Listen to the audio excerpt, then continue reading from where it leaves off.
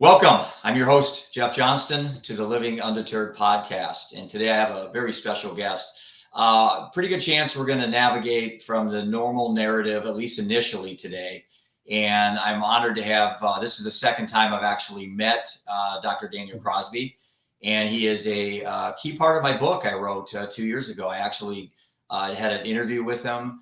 You're probably wondering, what would be the angle I'd be interviewing him, but we're going to talk about that today. So Dr. Crosby, I'm honored.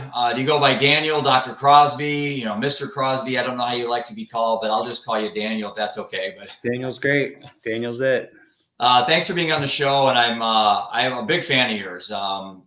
Before I met you, I was all Nick Murray. Everything was Nick Murray in my business. And for people that are on my side of the fence in the wealth management world, Nick Murray's a household name when it came to behavioral finance. And you've kind of, I guess, in the new generation, you've kind of supplanted Nick in my eyes, in that you're the go-to guy. You're the guy that is referred to when it comes to people's relationships with money, good and bad, and the behavioral economics behind the decisions and choices we make with our money. So with that, honored to have you here today, and maybe tell my listeners and followers a little bit about you and about what you do for, I think it's with Orion Advisors, right? That's who you're with. Okay.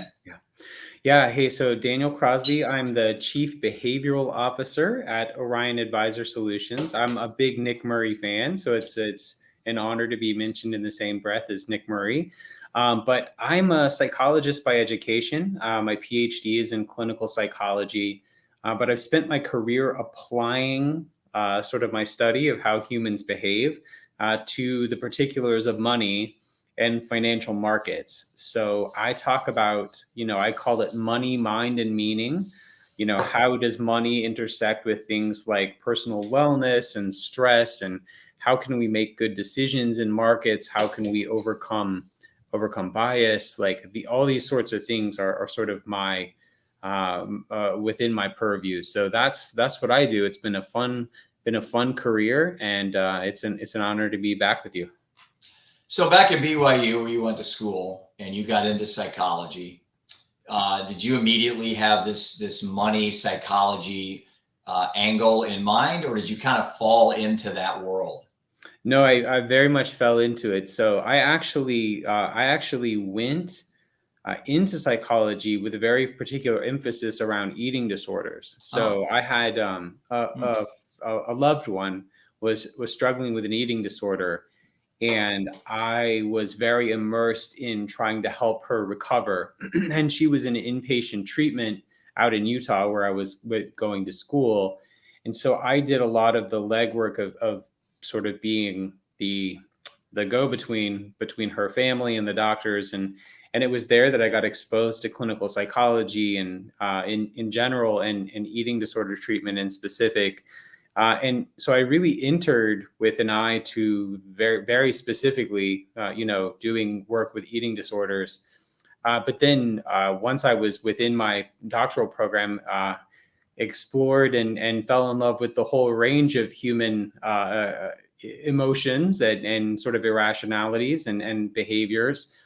And so took a more generalist path. And then about 3 years into my program, I just started to burn out. I mean, as part of the completion of that program, you got to do, thousands of hours a year of face-to-face client interactions. And there was a lot I liked about it. And I thought it was important work, but I was also really taking it home with me.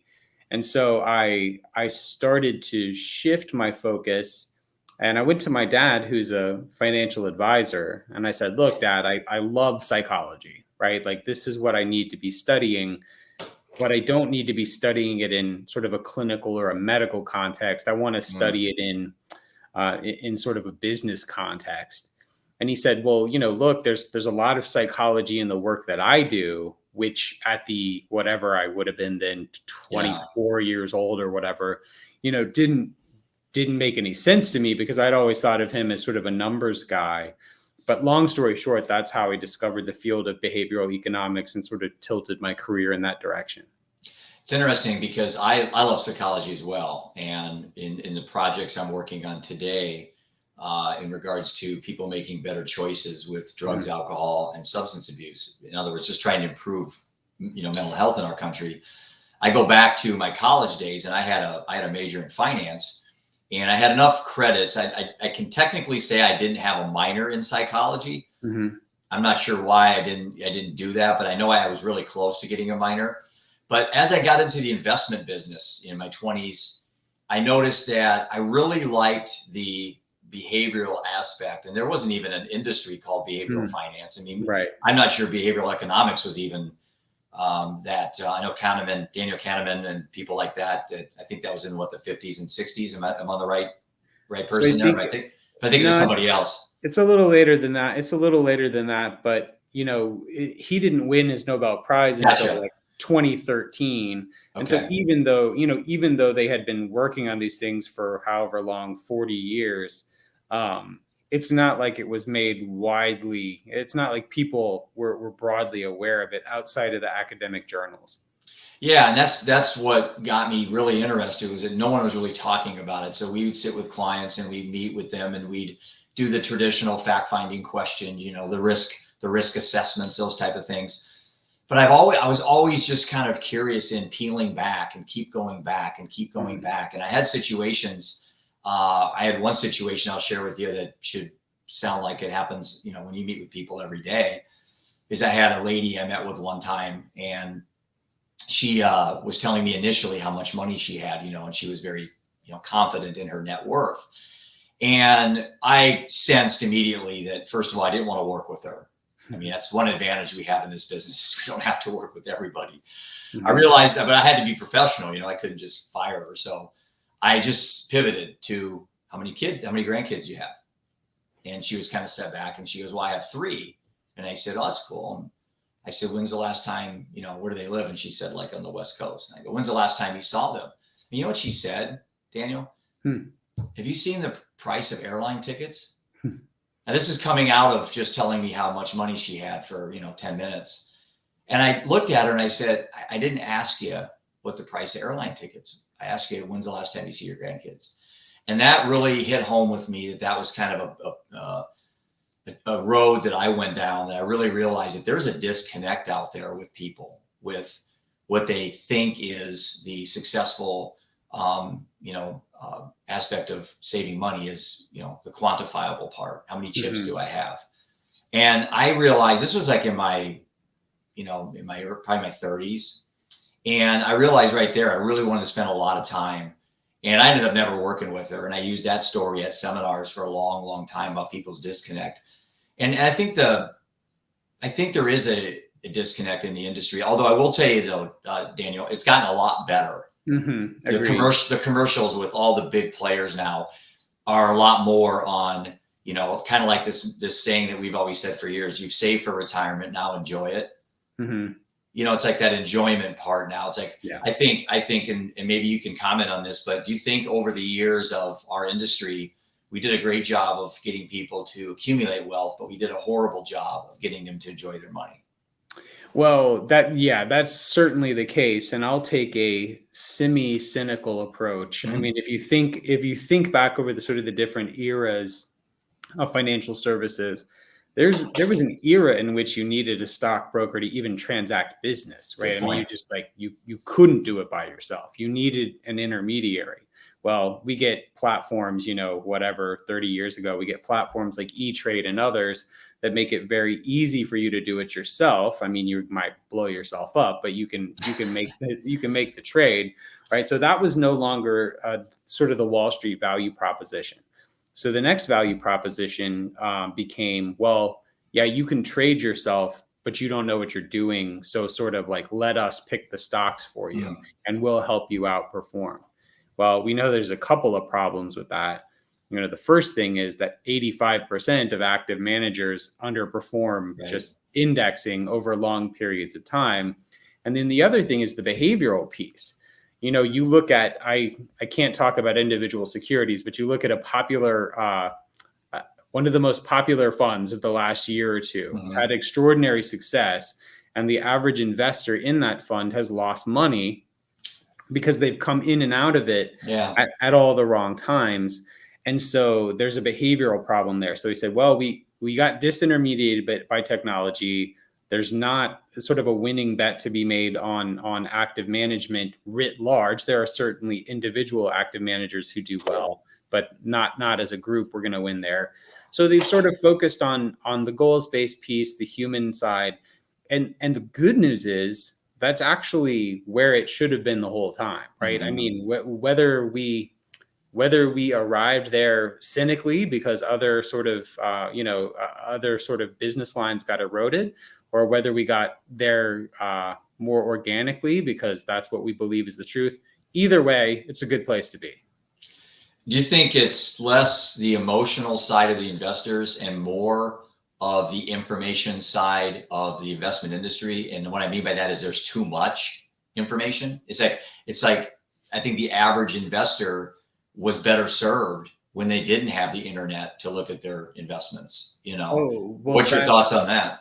No, that's certainly the case. So a lot of the things that we ask for or would want as investors, right? So we want things like liquidity, like easy sort of, the ability to easily get in and out of a position. We want transparency. We want to be able to look on our iPhone 400 times a day, and see what the stock market's doing. We want ease of access. All of these things, while they sound good on paper, are the enemy of good financial decision making. I mean, if you really wanted to design an optimal sort of financial instrument, it would be, it would look something like an equity fund that had a 30-year lockup. Yeah. Every time you bought a stock, you couldn't sell it for 30 years.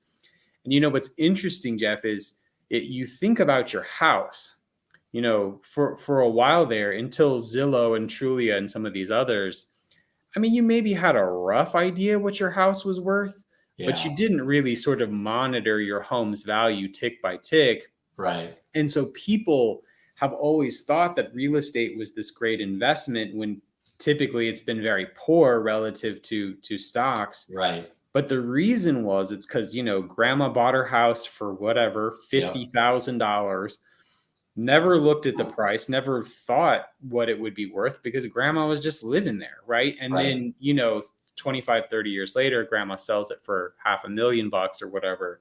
And you go, oh, wow, like, grandma hit a 10x her money. Well, now we can even look at our home value, every day. I get a report from Zillow every month telling me what my home's worth and do I want to sell it. And I mean, I kind of do lately, but yeah, I know, especially where you live. Yeah. Yeah. So. Yeah, I think that is so true. I remember one time on the radio, we host a radio show here in Cedar Rapids called the Premier Investments of Iowa Financial Hour. We're actually the longest standing show in Cedar Rapids. We're on year 15, I think now. And we had a little fun a few years back when this was obviously becoming a problem. We said, we were just joking. We said, we have a brand new product coming out. It's an hourly valuation of your home property on an app. And we said it tongue in cheek, to start the show. And then we just kind of left it alone. You wouldn't believe the people that were interacting with us. They thought this was a great idea and stuff. Like, no, this is a horrible idea. This is a horrendous idea. I mean, in the 60s, the average person looked at their investment statement when it showed up in their quarterly statement in the mail. And you wonder why in the 60s, average rate of returns for average investors were better than they are today. Well, I'm a baseball card collector. And one of the things that I love about card collecting, there are sites you can go to and monitor your card's value tick by tick. But one of the things that I like about it is that I buy stuff because I enjoy it. Like, right. I buy a card because I enjoy it. I stash it in my safe. And then I bring it out occasionally to look at it with my son. But I'm never going to sell it. Like, right. I mean, I'm not in this to flip it. I'm not in to get in and out. So I think they'll ultimately probably be pretty good investments because I'm not treating them like investments that I need tomorrow. And if we could all do that with stocks, kind of buy them, put them in our safe, we'd be a lot better off. My grandma, when I was 23, she sat me down when I came into the business. She says, I have the best advice to ever give you that you can give your clients to make money in the stock market. I said, what's that, Grandma? She said, buy anything that you can and hold it forever. Mm-hmm. I mean, that was it. And you know what? Now, 32 years later, Mm-hmm. Good advice. had I done that, and not try to overextend myself on certain asset classes, and not diversify well and things like that. It's like, that sage wisdom is so true. And that's what Warren Buffett, I think, kind of preaches on his undertones when you peel back everything. It's pretty clear. You diversify, you sit tight, you ride out the storm. So speaking of storms, we're kind of in one right now. What the heck is going on? I mean, I'm not fully practicing advisor anymore. I do everything now is geared towards my Living Undeterred project. Yet I still have my licenses and I'm still the OSJ at the office. But what's going on right now? I mean, I'm getting people saying, is this another 08? Is this another 2001? What in your what do you think's going on right now? What do you tell people? Yeah. So what's funny is, we had a day like yesterday. Right. So yeah, we're talking on what day is it? January 25th. Yesterday, the 24th. So the NASDAQ was down as much as 4.9% and then closed up, I think about 0.64% or something like that. So like just an enormous swing. And there were individual stocks that round tripped 20-25% in a day. I mean, they went from being, down 17% to up 8% and things like that. And so what's fascinating though, is if you go to one of the big, financial sites and you look in the morning, you say, the headlines will say, whatever, market crashes as investors weigh inflation and Ukraine, Russia risk and, things like that. So there's this sort of, there's this ostensible cause that's sort of paired with it. And then you look at the end of the day and it says, markets close green as investors are enthusiastic about, the end of COVID or something like that. And so what you see, what you see is really sort of a mirror of what happens with humankind. Yeah. Humankind, we are emotional machines who post hoc think about and label things, right? So if I, very often we will just act. And then after the fact, we will try and make sense of that and sort of ascribe some meaning to that action. But that action, more often than not, is driven by things that are emotional or subconscious or sort of beneath our awareness. So a lot of what goes on in the market is either A, pure randomness, or B, mimetic. Like people are doing stuff because other people are doing stuff. Right. It's shouting fire in a theater kind of stuff. And it happens in both directions. And then sort of post hoc, we try and justify or rationalize what happened. So far, I'm going to mess up the specific numbers, but so far as of today, who knows what it's doing today? I think it was down about 2% when we started. I think we're down about 12 or 13% on the S&P for the year as of today, depending on the moment of the day we're talking about. Over the last 35 years, the average drawdown in the S&P has been about 15%. Yeah. Yeah. And then the average year has been, up 10%. Right. So far, like nothing unusual has happened. Now, I think people are scared. People are scared because of the specter of COVID and what's going on in Russia and 100 other things. But so far, like nothing unusual has happened. It's really, I talk about in one of my books that corrections like this come on average as often as your birthday, right? Like this is going to happen. If you're a long-term investor, you're going to see markets like this effectively year in and year out. And yet every time they happen, we act shocked and act like we've never seen this movie before. So far, I mean, kind of business as usual, especially after the sort of killer year that we had last year. But remember, though, this time it's different. Of course, yeah. Yeah. Oh, I get a kick out of that phrase, especially the younger investors, or they haven't been around. I'm 55, so you're quite a bit younger than me, but I was in the trenches in '01 when when Mhm. the planes hit the buildings, and we didn't know. It wasn't Yeah. just what's the market going to do tomorrow. Is there going to be a market tomorrow? I mean, Right.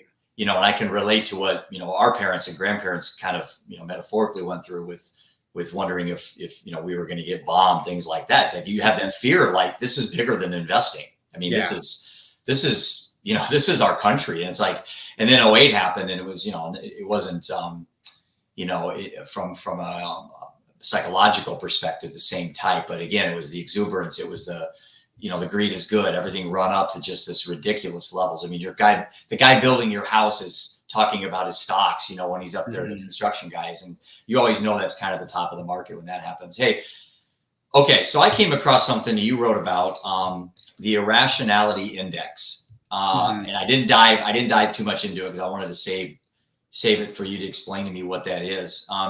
What is it, and it has anything to do with, I guess, comparing it to like something like the VIX index that we use a lot in our industry? Yeah, so I will tell you what it is with the caveat that I haven't updated it in forever. So Okay. the what I did was I took a lot of the measures like the VIX, right? Things like inflows and outflows, put call ratios. We're getting kind of technical here, Yeah. but I took a lot of the things that are purported to be measures of sentiment in the market, and I looked at effectively, I looked at history and regressed them against performance and tried to figure out which ones worked and which ones didn't. Hmm. And then I tried to create a composite score based on those that worked. So it won't surprise you that most of them didn't work at all. I think Yeah. I think of only about 15% of the metrics that people commonly point to matter much at all. But things like the VIX are worth looking at. Things like valuations are worth looking at. Things like the yield curve are worth looking at, and sort of put those together into one score. So yeah, that's what that was. And then I need to update it. I have not updated it in forever, and my apologies there. I couldn't tell you what the current level of irrationality is. Well, it tells you how much I researched it when I found it on your profile. I thought it was interesting because I have used the VIX, and even just looking at the VIX recently, it's like right around, I think, 30 roughly. You would know better than I, but I think in a few years back, I mean, it was as high as the mid 60s. Right. What it is it's the fear gauge, we call it. It monitors, what the sentiment is from an investor perspective, correct? Yes. Yeah. All right, so I'm going to throw another softball at you here. Cryptocurrency. How much should, I know you can't answer this, but how much should the average, and I live in Iowa, man. I mean, our client base is just, salt of the earth, Johnny Lunch Bucket, pretty laid back. We don't have a lot of day trader. I mean, pretty normal reflection of what you'd expect in a flyover state. How much cryptocurrency should the average investor have? What do you think? What's your thoughts on that? Yeah, I mean, I'm definitely not going to touch that with a 10-foot pole. No, Maybe that was a fastball, not a softball. No, that was a fastball for my compliance department. So mine too. The thing that I would say about crypto is it's obviously extremely volatile. Right. It's been volatile to the upside and it's been volatile to the downside. I mean, its rise has been meteoric. And its recent correction has been, and its crashes have been frequent and seismic. I mean, it'll drop. I mean, if you think stocks are scary, I mean, cryptocurrency, the potential for it to make you, very wealthy or very poor historically has been pretty dramatic. Yeah. So the thing that I would encourage people to do is to understand the use case. I think what frustrates me is speculation in crypto that's divorced from an understanding of what it is and what it ought to do and its use cases. Right. So my highly diplomatic answer is go check it out, see what it purports to be, see if you believe it, and then if you do, to take a sort of a measured allocation to it with the help of an advisor. So Patrick O'Shaughnessy, I'm going to forget the name of the name of his podcast is Invest Like the Best. He had a 3-part crypto series years ago that I still think was the best sort of explainer that I've come across when I was trying to learn about crypto. So if you're interested in diving in, I think Patrick O'Shaughnessy's 3-part cryptocurrency sort of explainer series that was, I think, in 2017 or something. It was very good. Now, you're the host of the very successful Standard Deviations podcast. Mm-hmm. And last night I was browsing around. I've been on there a number of times, and one name in particular really jumped out at me. Probably my Mount Rushmore of financial professionals, and that's Rick Edelman. I met him once in Chicago years ago, and I've just been absolutely amazed on the way he presents his narrative, the way he presents his ideas and I've read every book as I've read, as I've read every one of your books. Thank you. Yeah. I very admire what you do, and very fortunate to have been able to kind of, get into your workings. But anyway, back to Rick. But he talked in your interview, which I listened to it again for the second time. I thought it was an awesome interview about blockchain, the technology behind it as being like up there with the wheel and fire. Mm-hmm. Would you mind taking that softball now? I'll throw it out to you. And maybe for the average person out there, which is probably the majority of people listening to this right now, couldn't tell their next door neighbor what blockchain technology is. Mm-hmm. So maybe just on a very surface level, what is blockchain? Why do you think, and why do you think Rick thinks that it's basically, changing the playing field, especially when he's talking about the poor and the underserved investors in our industry that have less than 100,000 and less than 500,000 that you hear with these account minimums that so many advisors have. Rick was very adamant about not being a big fan of that. So back to blockchain, thoughts, perspectives. What do you think? Yeah, so I'll try and I would encourage everyone to go listen to the episode. I'll do my best to sort of characterize Rick's position. That was at the Orion Ascent conference. And so he gave a presentation where I believe it was the wheel, fire, the internet, and blockchain. Yeah, being that's right. Sort of like the 4 biggest commercial innovations of all time. I mean, that's like pretty heady company, right? Like if you're up there with 5. Oh yeah. Yeah. And so I think his case, and specifically his case from an equality, sort of egalitarian access to financial services thing, is that it disintermediates the big boys. It takes out the banks and other people and makes it permissionless, so that I can transact with Jeff without the blessing of the U.S. government or some big intermediary bank or something, or like even that. A bank account. Yeah, you don't need a bank account. Yeah, you don't need a bank account. So I think that's sort of his case. And I mean, if you look back at the history of how financial services have been used against women and people of color, I mean, it's been 50-ish years.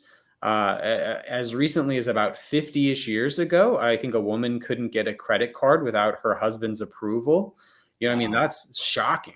It and is. If you look at the way that banks and mortgage lenders use redlining and racist practices against Black families who were trying to secure a house, I mean, there's certainly a case to be made that taking out sort of a greedy, unethical middle person could have benefits for groups that have been historically underserved by traditional financial institutions. I believe that the potential is there.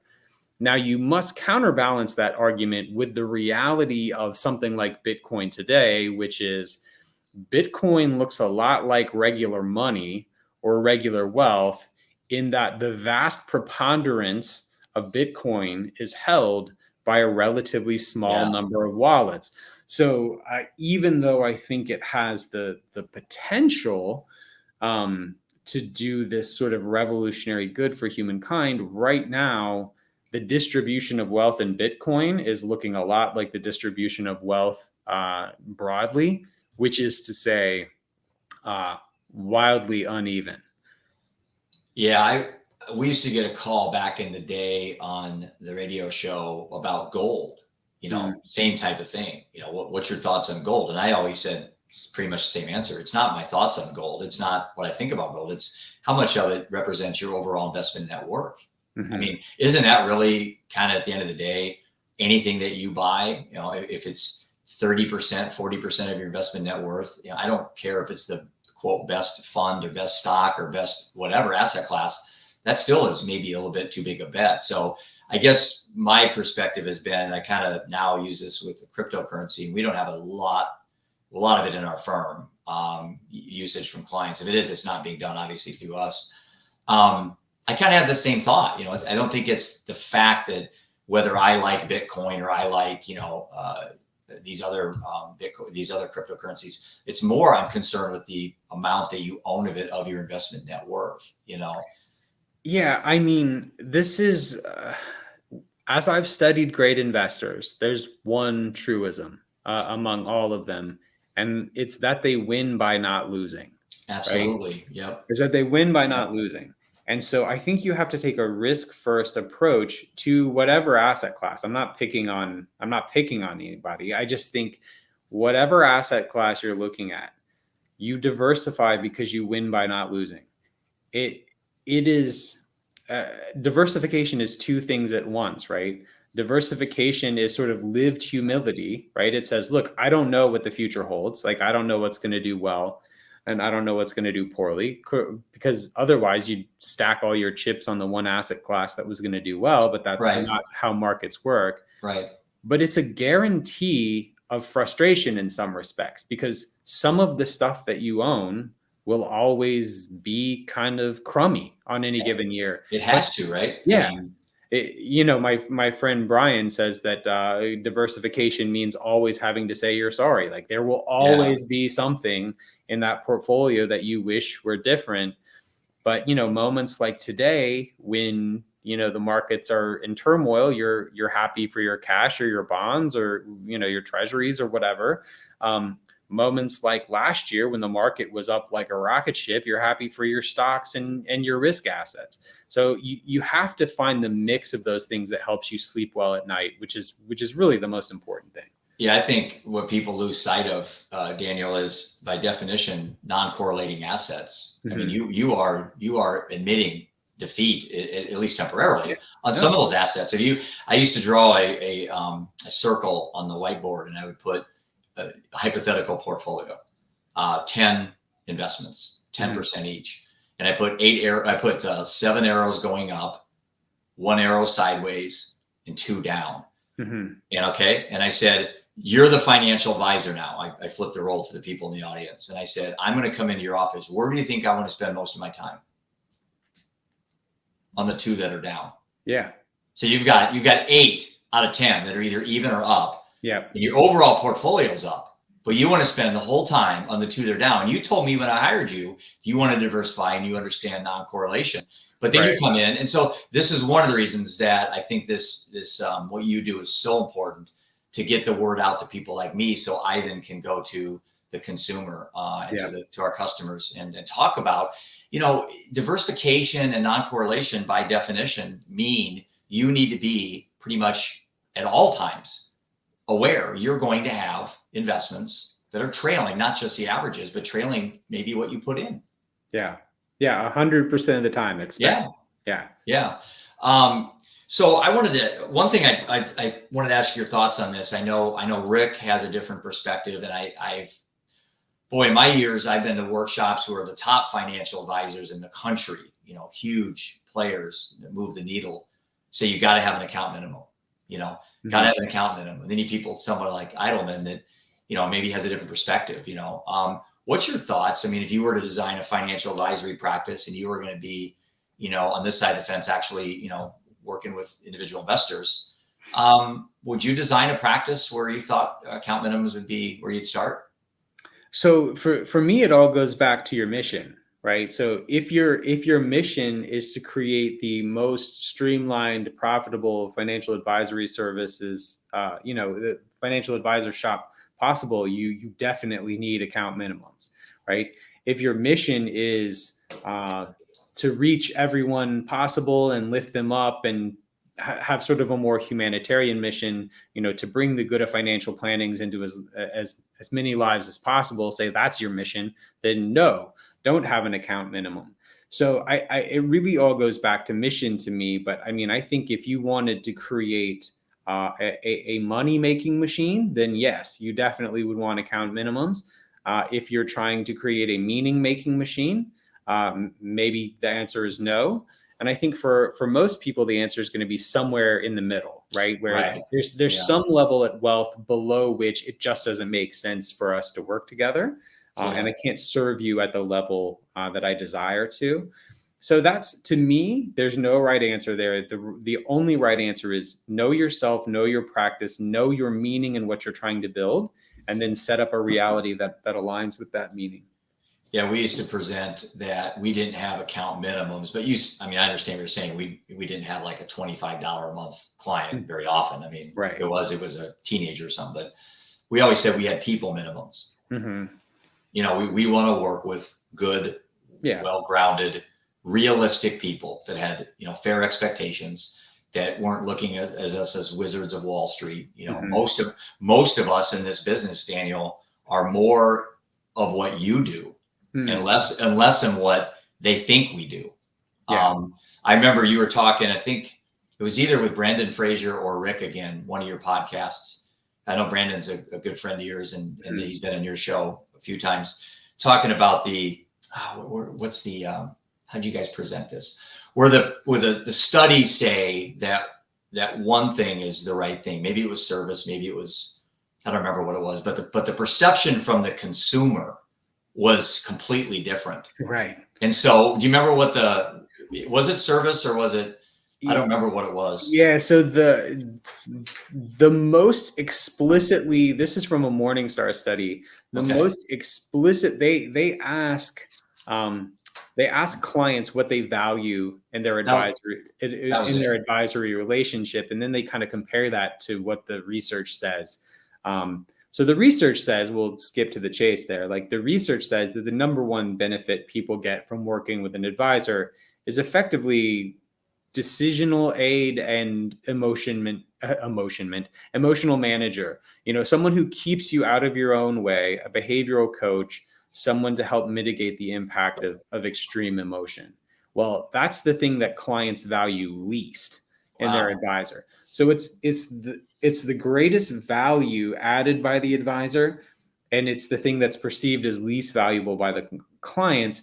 But what's fascinating is the number one value of the clients is my advisor. It's something like, my advisor helps me reach my goals, reach my financial goals or something, sort of this catch-all term. Yeah, pretty much. Right. You can't divorce something like meeting my goals from the reality of behavioral coaching and emotional management. The way that you reach your goals is that advisor helps you understand your risk. They help you understand your goals.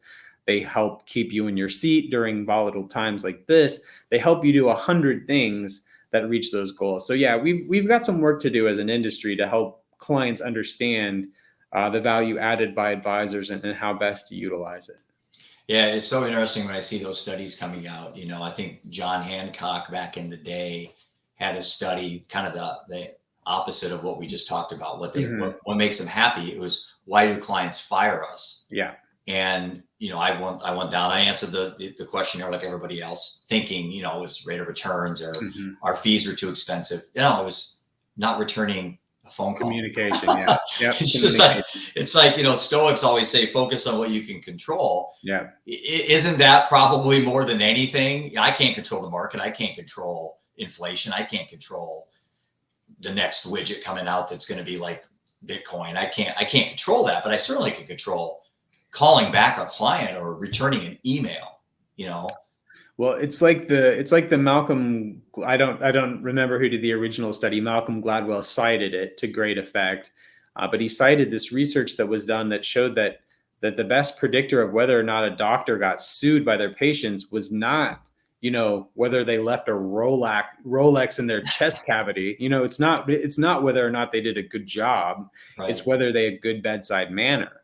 So you can be a terrible doctor if you're kind to your patients, you're not going to get sued. Now, ideally, you go find an advisor and a doctor who is both kind and competent. But kindness will get you fired. A lack of kindness will get you fired a lot faster than a rough year in the markets.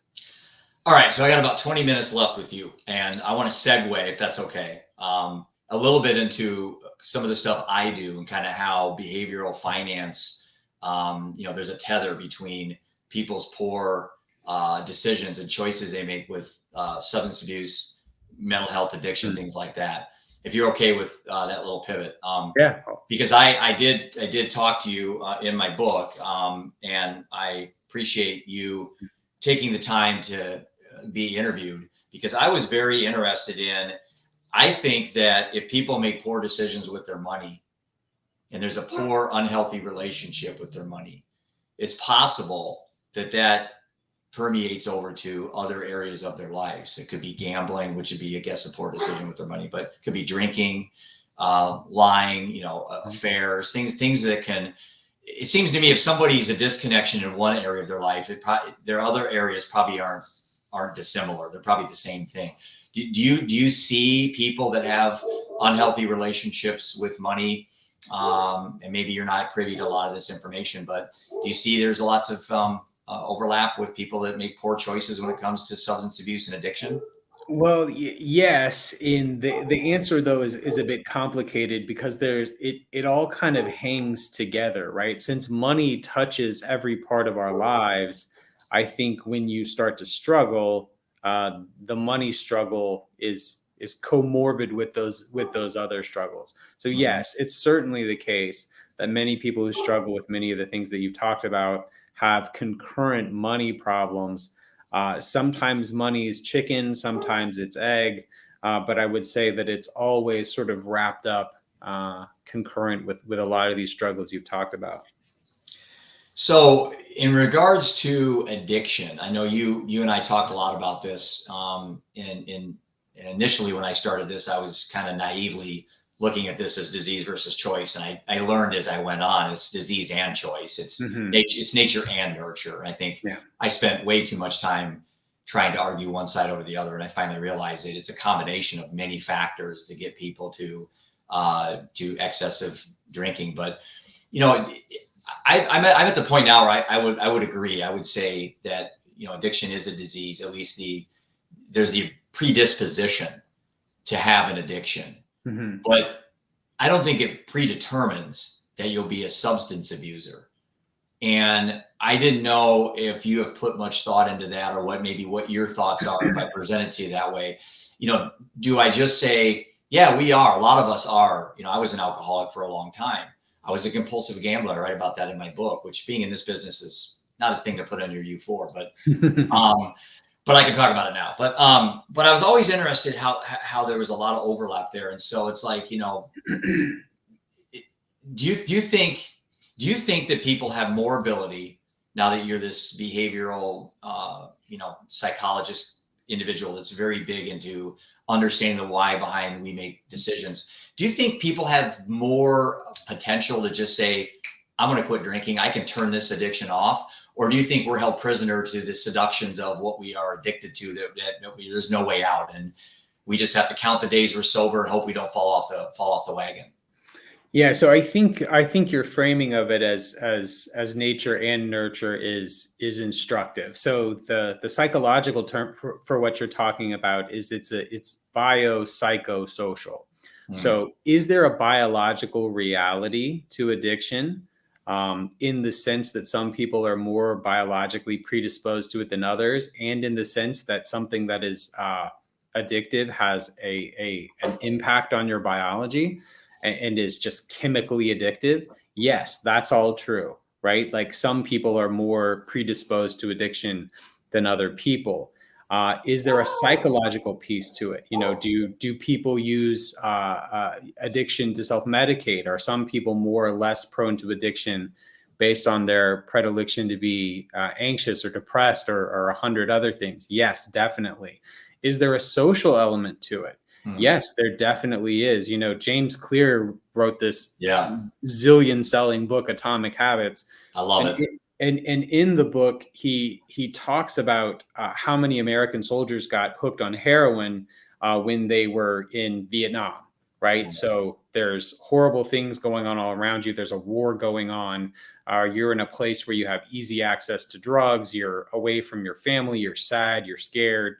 But he talks about, even though about 20% of American soldiers got hooked on heroin in Vietnam, when they returned home, a small minority of them had problems going forward, and the vast majority of them kicked it, versus the average person who goes to rehab. The recidivism rate among people who go to rehab is, approaching 90%. Right. Because, you're at your home in Atlanta, you're using, you go to rehab, you come back, you're around your same friends, all these places you're familiar with, the same places where you used to score drugs, like it's all there. The social context is similar. So is there sort of a social or an environmental reality to addiction? Yes, absolutely. So all of these things matter. All of these things matter. And, in some cases, in the case of alcohol, we live in a society and where alcohol is very much a part of how many of us socialize. And so it really is all things. It's biology, it's psychology, and it's environment sociology. So let me go back to how do people reach you? What's the best way for people to get in contact with you? I'm fairly unique in the situation that, I'm still an advisor. I have all my licenses. I still practice. We have a fairly good sized wealth management firm here. Yet, I spend most of my time right now building up this Living Undeterred project, where I'm talking to people about the psychology behind the choices that they make, and that there's two roads with literally every choice. There's the better road, which is, i.e., the good decision, and there's the bitter road. That's the road that you make that leads to the abyss, I call it. And there's a lot of metaphors, analogies, parallels to the financial services industry. People making poor choices with money. You can be addicted to money. I'm sure it triggers dopamine and serotonin. Doesn't money do the same thing? 100%. Yeah, 100%. Yeah. So how do people reach you again, Daniel? Yeah, so I'm on LinkedIn, Daniel Crosby, PhD. I'm on Twitter at Daniel Crosby, or you can tune into my podcast, which is called Standard Deviations, where we talk about all things money and psychology.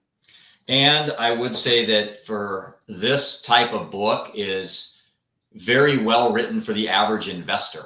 And I think you had that in mind. It wasn't geared towards, I know some of the books I've read from some of the other people that do what you do, they're geared towards the financial advisor.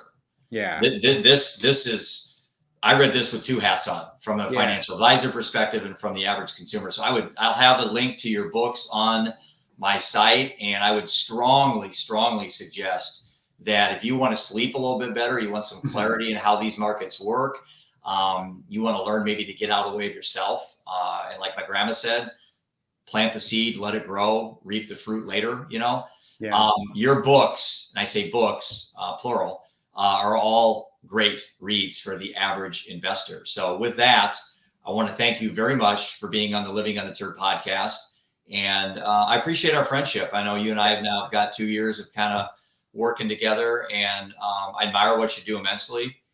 Any last words you want to throw out there to the average client or friend of mine that is struggling with the markets, and what sage advice or wisdom would you give to someone right now before we leave? Well, I would give them advice that I think you embody, which is to focus on putting first things first, right? You have sidelined your career in a real respect to focus on sort of bringing the world your truth in a real respect, and helping share these sort of influences that impact your lives so you can better other people's lives.